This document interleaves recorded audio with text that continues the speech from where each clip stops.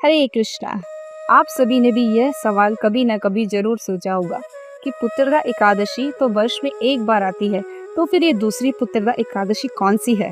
जी हाँ, वर्ष में 2 बार पुत्रदा एकादशी आती है, एक पौष मास में और दूसरी श्रावण मास में, जिसे पवित्रता या पवित्रोपना एकादशी भी कहा जाता है।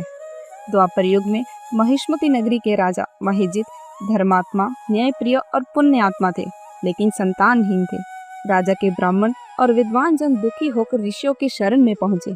उन सभी ऋषियों में से लोमश ऋषि, जिनका शरीर केशों से ढका था और जिनका एक एक बाल एक कल्प में झड़ता था, ऋषि ने ध्यान मग्न होकर बताया, राजा ने पिछले जन्म में एक प्यासी गाय और बछड़े को तालाब से क्रूरता से हटाकर स्वयं पानी पी लिया था। उस अपराध के कारण इस जन्म में उन्हें संतान नहीं मिली।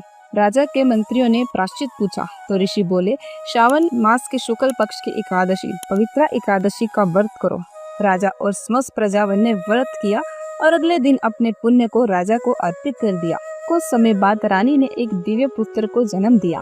भगवान श्री कृष्ण स्वयं कहते हैं कि जो इस एकादशी व्रत को श्रद्धा से करता है, उसे न केवल संतान सुख बल्कि मोक्ष की प्राप्ति होती है। तो आने वाली इस पवित्र और पुण्यदायी एकादशी पर उपवास करें, हरि नाम संकीर्तन करें, भागवत कथा का श्रवण करें और इससे भगवान की कृपा को प्राप्त करें। हरे कृष्णा।